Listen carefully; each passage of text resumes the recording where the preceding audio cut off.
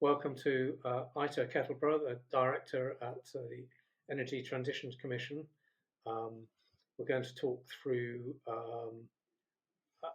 a little bit about what happened at COP29 and what the next steps are. So what's your overall impression of the COP29 conference that's just finished in Baku? Well, I got back last week and I think I can say I've just about recovered from it. So it is always quite an experience being there. I think from our perspective at the ETC, this COP was really a COP of kind of two quite different stories. On the one hand, while we were there, it was really apparent that the energy transition is starting to move in countries across the world, and the kind of sheer scale and pace of the technological rollout, especially of some of the key technologies that will drive the transition, so solar, batteries, EVs, wind, they are really starting to kind of deployment is really increasing. And that was, that's not just in the countries that are the usual suspects. And there was some really interesting discussions with countries, had very interesting discussions with countries from across the world. So, obviously the UK showed up with not only its ambitious NDC commitment, but also the 2030 mission to decarbonize its power systems. And other countries as well were really showing that they have increased confidence that fossil-free power systems are in reach. So Indonesia announced that it was bringing forward its coal phase-out date to effectively phase out all coal from its power system by 2040. That was a really exciting commitment. From China, we had modelling shared from the Chinese community that showed they expect that China will peak its power system emissions by kind of latest 2025, 2026, 5 years in advance of their commitments. So across countries across the world, real sense that the technologies are moving and we're getting going. On the other hand, the other story, of course, the negotiations, they are the heart of a COP and they are the main game in town. And there, unfortunately, didn't quite have the same sense of momentum and takeoff. And it was more of a kind of inching forward and a kind of holding ground. So really important agreements were made, but perhaps not going as far as we would have hoped. So to just give you a bit of a flavour of a few of the key ones, Article 6, that that has been outstanding since Paris, so for a decade. So it is absolutely a celebration that we finalised that rule book. But we didn't get into the kind of really tricky questions on carbon credits, which is kind of who's going to pay for them and at what pace and scale.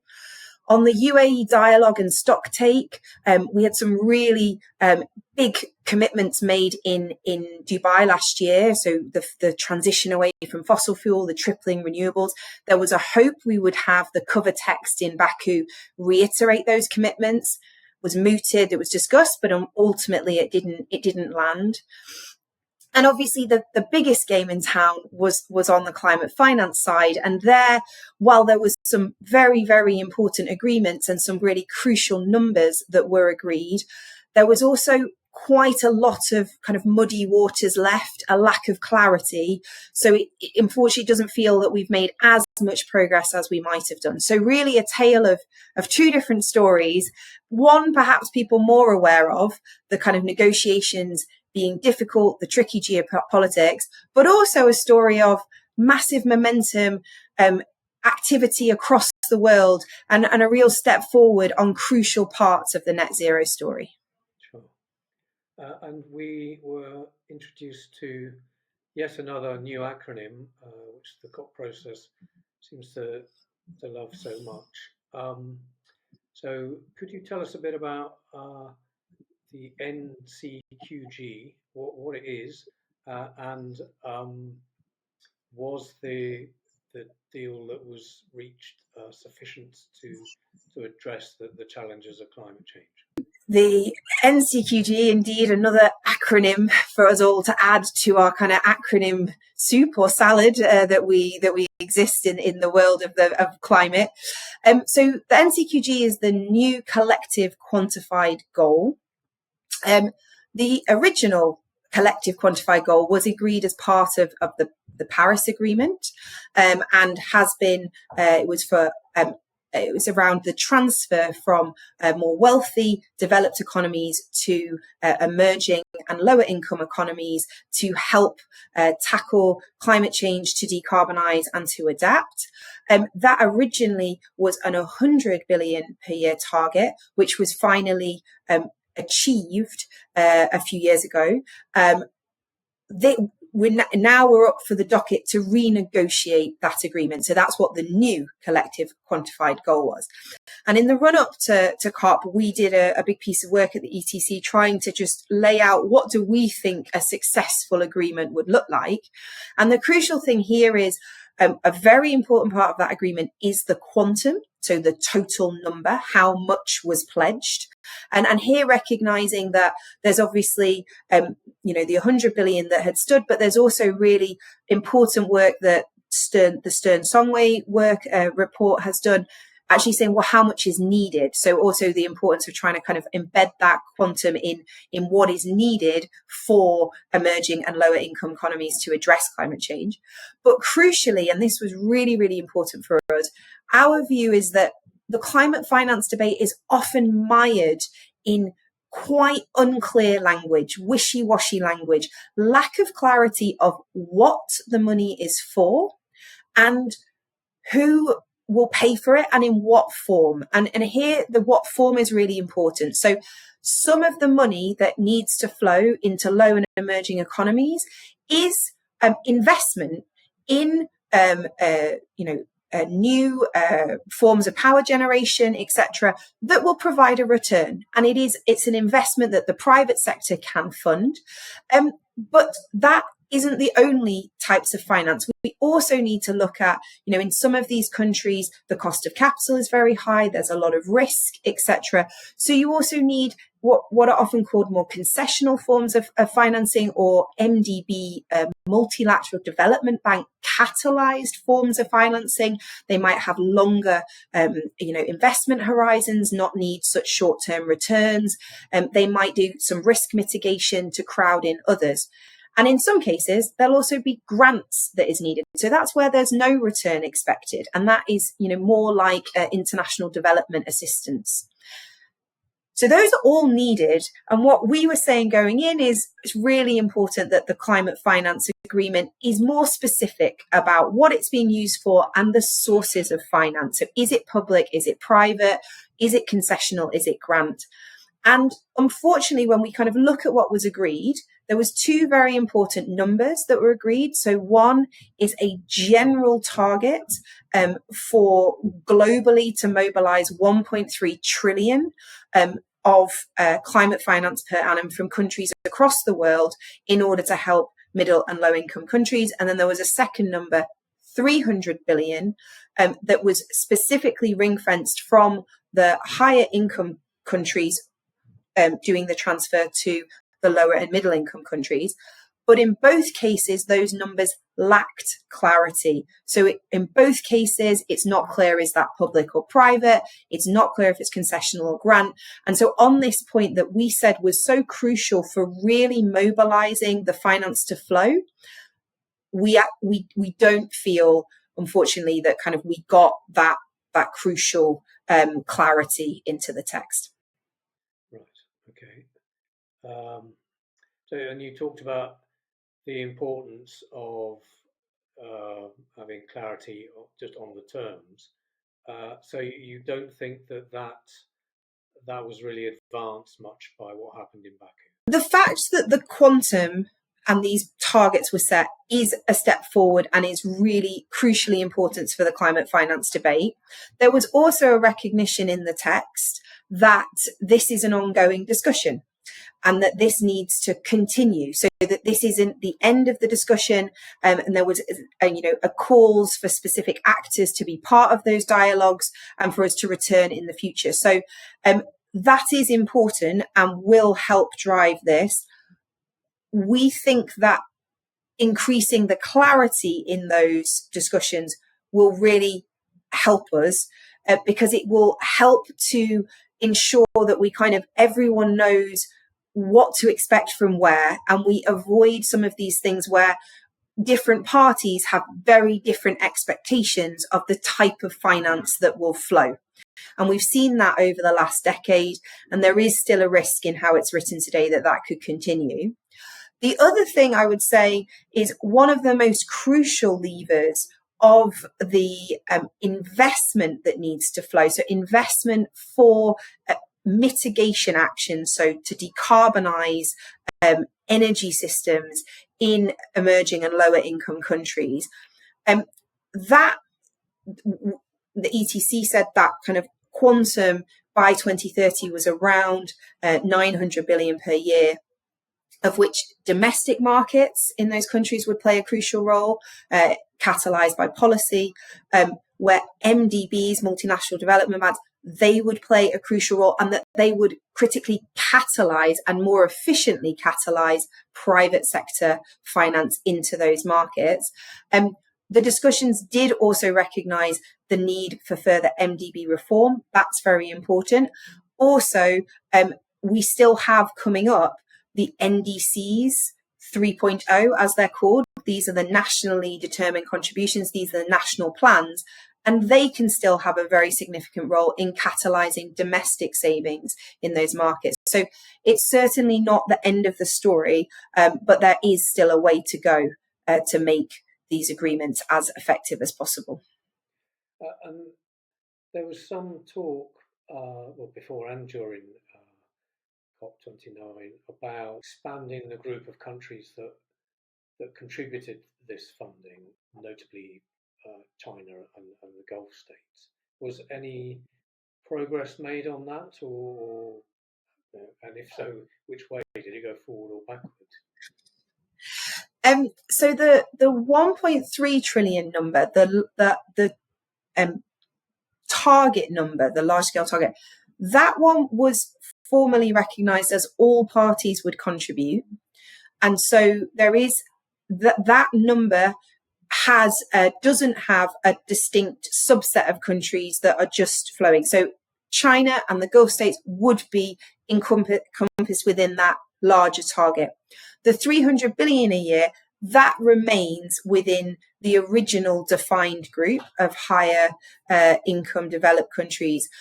So there was a lot of discussion around that group. There's also, when you look at where the finance is already flowing, we already see from China significant investment outside of its borders in energy projects, often cleaner energy projects, via the Belt and Road, etc. So there is already a level of funding that is being dedicated, and that funding would be included in the the 1.3 trillion target. So again, there is progress and there is things moving, and in reality funding is flowing from a broader group. It's not just the original defined list of higher income countries that from way back at the Kyoto Protocol, but we didn't but again not a formal recognition of expanding the group around the 300 billion, but progress made in there, certainly around the 1.3. Sure. Okay. And what does all of this mean for the NDCs, the nationally determined contributions that need to be submitted by February? Is what happened in Baku going to change any of those NDCs, do you think? NDCs are an absolutely crucial tool to both set out national plans of how we're going to deliver these decarbonisation objectives, but also to mobilise finance, because if the NDCs have, first of all, the ambition, but secondly, sufficient granularity and specificity. So granularity meaning,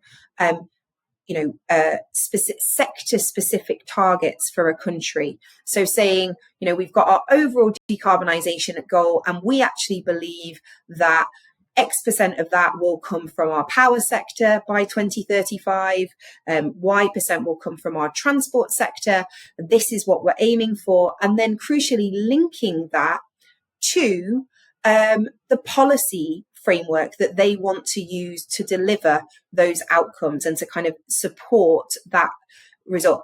If the NDCs 3.0 can do that, set the vision, but also set out the specifics and the kind of the plan, that really helps private companies and investors it unlocks their ability to act because they understand the direction of travel and they can kind of make plans and investments against that.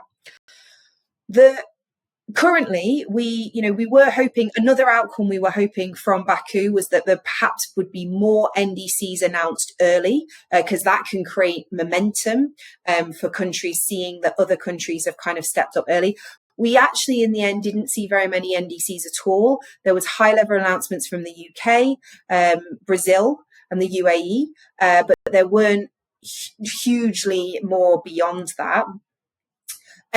What we're hoping, so in this next ratchet, if those pieces are there, it will help the finance to flow.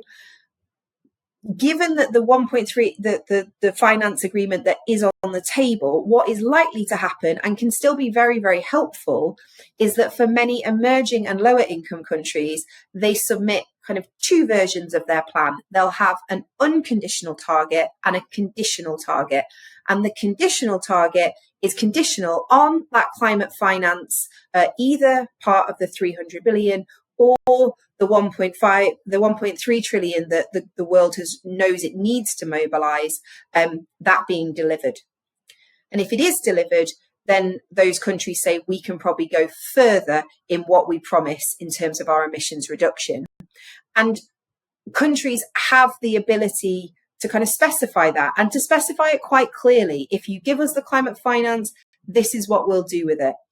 And the hope is, and I think it is credible, that emerging and lower income countries will really embrace the granularity in order to kind of really demonstrate what climate finance will enable them to do beyond their base level plans. Presumably, in terms of the clarity of these announcements, Indonesia's announcement, which you've already talked about, relating to the power sector and coal, is exactly the type of thing that investors would want to see, because that gives them the certainty that that this is something that they can invest in, and they know what they're getting and what the path forward is.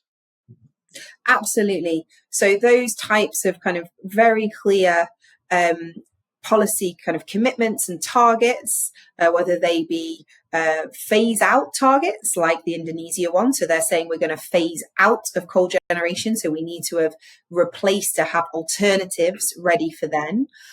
Or they could be the quantitative build targets. So we obviously saw at Dubai last year, the world promised to triple renewables, but countries saying, well, what does that global target translate to for me? What will we be building in terms of wind and solar by 2030, by 2035? And then also the other types of kind of policy mechanisms that you might use. So, for instance, in harder to abate industry, you might be talking about we want to decarbonize our steel sector, and here is how we're going to bridge the green premium or also the fossil discount. So the difference between the cost of producing steel with clean technologies or fossil technologies. And there is a difference today, and we have to have a mechanism to bridge that. Various options on there, but kind of being very clear about that. other announcements that came out of this COP that help with that kind of specificity. There was also an announcement on grids and storage. So one of the kind of beating heart of a decarbonised energy system is a clean power system. And most of those clean power systems will be based on wind and solar because they are now the cheapest form of energy generation. But when you have those sources, they create they're a variable source of generation. And there are periods when the sun doesn't shine or the wind doesn't blow that we have to balance the system. The great kind of wonderful story about the transition is there are new emerging technologies that help us to balance this. So things we didn't need in the old system, we now need them. And these technologies are kind of innovations are coming to the fore. But you have to remember, you have to remember to invest in them. You have to remember to invest in the balancing, the storage, and also the grids that connect all of the different generation and the consumption. And so there was a very important kind of pledge that was shared around increasing the installed capacity of storage by 6 times, and also doubling investment in grids and storage. And there were, the US, the UAE, the UK, others who made that commitment at COP as well. And that's an important piece, again, because it's moving from these very high level economy-wide targets to the how do you do it, and giving those clear signals. So it was really exciting to see, in some ways, us kind of coming down into the practicalities. Yeah, indeed. So what for you were the highlights and the lowlights of Baku? It seems to have been a fairly mixed bag, perhaps even more so than usual. Yeah, I think that's a very fair assessment, a mixed bag. I think highlights wise, it was really, and this is the piece I often find doesn't translate well in the media reports, because they obviously focus on the core and the heart, which is these negotiations. But when you're there, this real sense that the energy transition is starting to move, that these technologies are happening. Really, for me, highlights were the conversations I had on specific projects or activity that was happening to address challenges in countries across the world. Really insightful conversations in the context of China, Malaysia, obviously the UK around the UK 2030 target. There were some fascinating discussions with industry people. How are we going to overcome the barriers? This is going to be hard, but we can do it. How will we do it? Brazil around, what's their fertilizer decarbonisation plant pipeline, and actually that exists and it's a pipeline and people are thinking how we address it. So those kind of really granular discussions gave me a lot of energy, and I do think are kind of one of the things that COP brings together every year. On the other hand, the challenge of the kind of the geopolitical context that this COP took place in, the difficulty to kind of hold the ground we're at and to move forward a little bit. I think that it's always worth remembering that COPs are an incredibly difficult thing to actually deliver. You're asking almost 200 countries to agree unilaterally to agreements. Some of those countries are even at war. There's a lot of baggage and difficulty and challenge in the space. So recognizing that it is hard, we probably didn't make as much progress as I was really hoping that we could. So that's probably the challenge. Sure. Okay. Given that, then, are there grounds for optimism in the run-up to next year's COP30 in Belém in Brazil? I think there's a lot of energy and excitement about the Brazil COP. I think there's, the Brazilians have, one of the other challenges for Baku was that they were given the COP presidency very, very late. They only had 11 months running. It's a no time at all. The Brazilians have known that they're hosting COP30 for a while. They've already mobilising against it, mobilising for that to be really successful. Their interest, they really want this to be a major move forward, and also an opportunity for all countries to be involved in those negotiations and to really feel represented, by the presidency, higher income, more emerging and lower income countries. So I think there is a lot of optimism.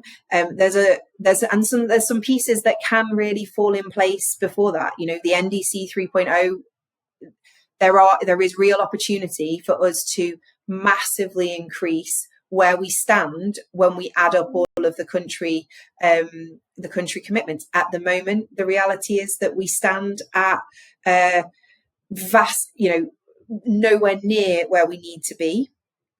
And we think that just taking into account technological progress we've already made, commitments that countries have already made, policies that are already in place, we could already kind of triple the level of emissions savings globally, from around 6 gigatons to more like 17 gigatons. So we do think there's real space for those NDCs to become more ambitious, and also, as we've talked about before, more specific and more granular to help drive action.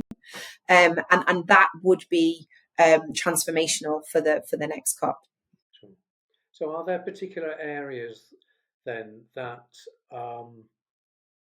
we need to work on to enable the next COP to be a success? To be honest, they do continue to be quite a lot of the areas that we've already been working on. So I think it is more of a keeping working. So NDC ambition, that's already been on the table. Countries have already been moving, and we need to keep pushing forward on that. The climate finance side, we said, we got some really important commitments around the quantum. We didn't see so much around the granularity, and there's still space to go there. We need those conversations to continue. On Article 6, we talked about the rule book's in place, but the critical thing now is that we need to really start having a conversation about the kind of who is going to pay, at what scale and at what timelines. And that's really important in the context of Brazil, given the major role Brazil is likely to have with kind of nature-based carbon dioxide removal solutions. And the UAE stocktake and kind of reiterating commitments that were made in Dubai. We need the work to happen diplomatically. We need the conversations to happen between now and then to enable us, hopefully, to make that strong recommitment in COP30, reaffirm the commitment to tripling renewables, reaffirm the commitment to doubling energy efficiency improvement, and reaffirm the commitment to transition away from fossil fuels. Yeah, and it's that last one that's the problematic one, isn't it? I heard that Saudi were running sort of quite a wrecking campaign throughout the process. But do you see sort of grounds for optimism with the transition from fossil fuels when so many countries now are doubling down almost on their fossil fuel production? Clearly, the transition away from fossil fuels is kind of where the rubber meets the road on some of this, right? And it's the really, really tricky piece. And, fossil fuels still power much of our global economy. I think the optimism for me goes back to that technological progress that we are looking at. 15 years ago, we would not have been, or people did not think that wind and solar would be the cheapest form of power generation in most countries across the world. And that is where we stand today. It is cheaper to build new wind and solar. That gives you the cheapest electron, not only the cleanest electron. And so that's really where the optimism comes from me, in that some of the unleashing of these technologies, the virtuous cycle, means that we can, sector by sector across the economy, and we've done this at the ETC a number of times, sector by sector, gone through and said, how will we decarbonize that sector? And on every single one, we have the technologies we need. In many of them, they're already in the money. So it's more about these practicalities to make sure the system works and to make sure we do it efficiently. In some of them, they're not in the money, the harder to abate sectors, but even there, we have the technologies, and we also know the types of policies that could enable them to still take off. And so even though it is very difficult to kind of think ourselves out of the current paradigm, we believe the technologies are available and we can do it.